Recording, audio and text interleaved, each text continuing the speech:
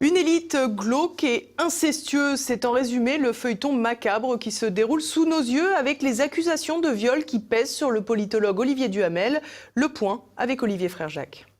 Olivier Duhamel, accusé de viol sur son ex-beau-fils. Le politologue et universitaire est accusé par sa belle-fille Camille Kouchner, fille de l'ancien ministre de la Santé, de s'être livré à des abus sexuels sur son frère jumeau pendant 2 ans à partir de 1988.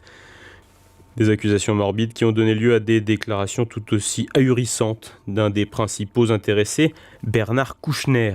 Le papa biologique a en effet tout bonnement affirmé qu'il s'agissait d'un lourd secret qui pesait sur sa famille depuis trop longtemps et qui a heureusement été levé. Une déclaration qui veut donc dire que le père savait que son fils avait été victime de viol et qu'il n'avait rien fait. Et pour cause, Bernard Kouchner, politicien et médecin très controversé, passé par le PRG et le PS, a un CV chargé en matière de questions de mœurs et d'éthique. En 1977, il considérait comme scandaleux la détention de plus de 3 ans pour des individus ayant commis des actes pédocriminels sur des mineurs de 13 et 14 ans. En 2009, il demandera la libération du réalisateur Roman Polanski, accusé d'actes pédocriminels. Entre deux discours pédotolérants, le French Doctor aura aussi dû subir des accusations de trafic d'organes au Kosovo. L'entourage de la victime présumée n'a visiblement pas misé sur le soutien psychologique, d'autant que Camille Kouchner précise que beaucoup de gens étaient au courant.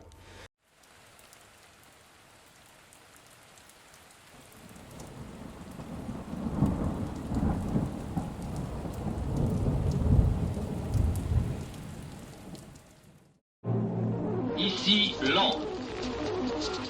Les Français parlent aux Français. Veuillez écouter tout d'abord quelques messages personnels. Les sanglots longs des violons de l'automne.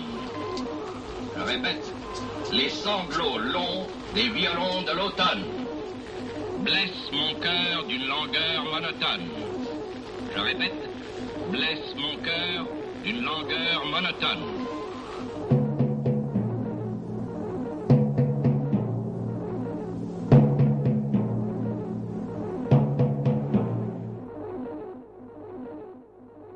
Revenons à votre enquête, Morad El Hattab. Qu'est-ce que la pédosphère en France? Quel est le lien entre le FBI, Jeffrey Epstein, Brigitte Macron et le combat contre les réseaux pédocriminels?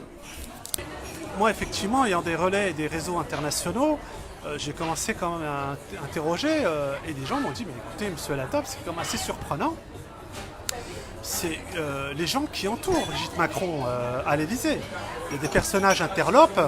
Alors peut-être qu'en France, on n'en parle pas, hein, et elle a oublié de l'évoquer, mais on m'a posé la question. On me dit, mais attendez, comment se fait-il, par exemple, qu'à l'Élysée, parmi les conseillères officieuses de Madame Brigitte Macron, il y a Mimi Marchand.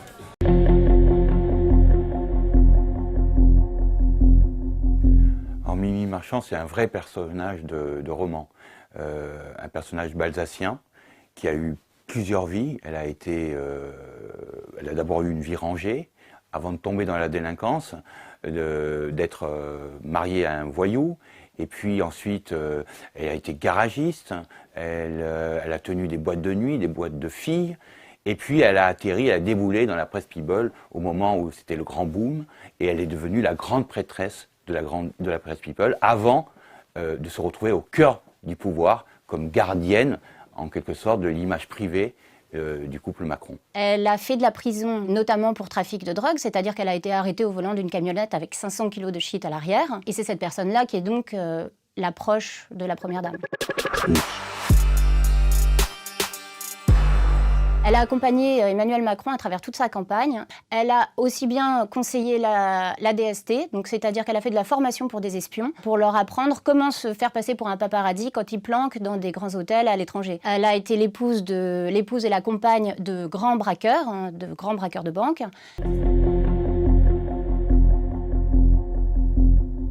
On est au printemps 2016. le couple Macron n'est pas connu du grand public, il souffre d'un déficit de notoriété. Il y a des rumeurs sur l'homosexualité d'Emmanuel Macron. Et là, Brigitte Macron le vit très mal et elle fait appel à son ami Xavier Niel. Et donc il organise une espèce de ce qu'il appelle un petit goûter dans son hôtel particulier. Et Michel Marchand va expliquer à Brigitte Macron comment fonctionnent les médias et surtout va lui dire bien que ces photos dont tout le monde parle, elles n'existent pas, il n'y a pas de photo de son mari avec un homme et que si elles existaient, elle les aurait. Donc il va avoir cette une détonnante où on va voir le couple Macron en maillot de bain sur la plage de Biarritz, on est en août 2016 et va suivre pendant toute la campagne presque une trentaine de unes et à chaque fois c'est le couple amoureux à la montagne, à la mer, à la ville.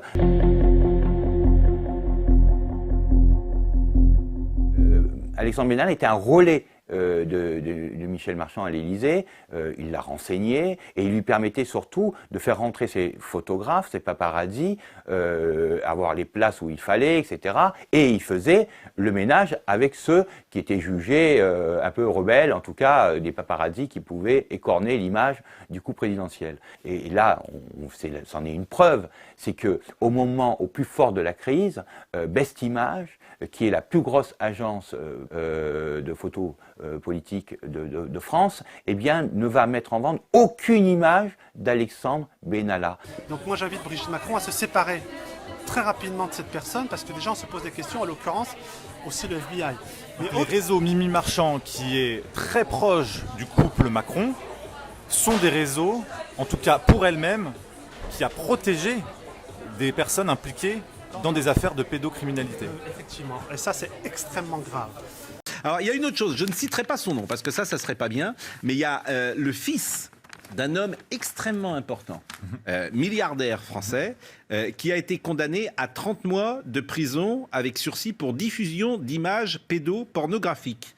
Je ne vais pas citer son nom, hein. Si les gens veulent lire le livre, ils le liront. Eh bien, l'affaire ne filtrera pas dans la presse parce que c'est Mimi Marchand qui en est à l'origine. Et comment vous pouvez elle n'est pas à l'origine de cette affaire de pornographie.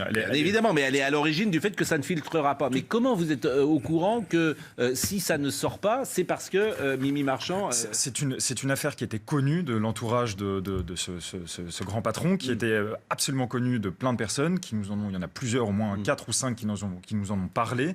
Et à chaque fois, on nous a dit, si l'affaire n'est pas sortie, c'est parce que Mimi n'y est pas étrangère.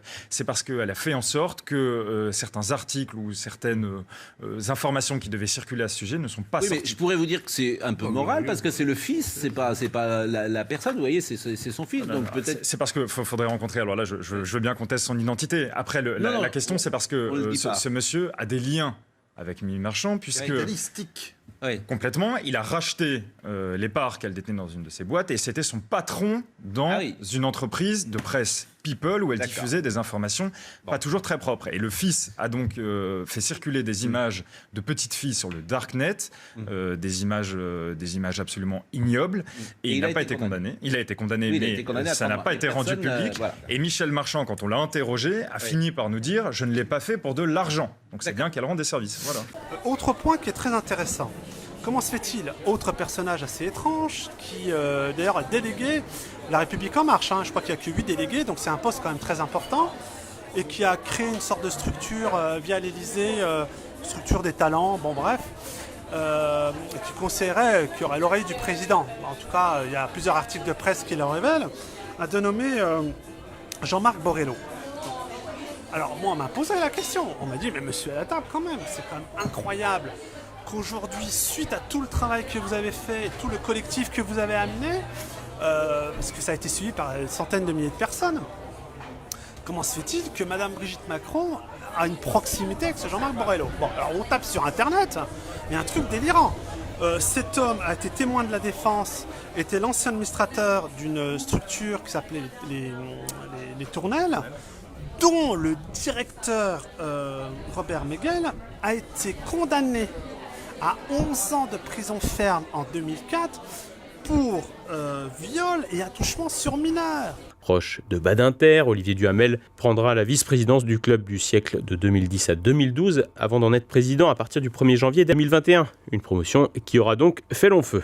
Travaillant auprès des dirigeants français successifs, il sera aussi associé au cabinet d'avocats des fils de Simone Veil et se distinguera en avril 2017 en étant de la petite équipe qui fêtera la qualification d'Emmanuel Macron à la Rotonde. Ces pratiques sont-elles courantes à un certain niveau du pouvoir ? Autant de questions sur lesquelles il s'agirait de faire toute la lumière. Ici, Londres. Les Français parlent aux Français.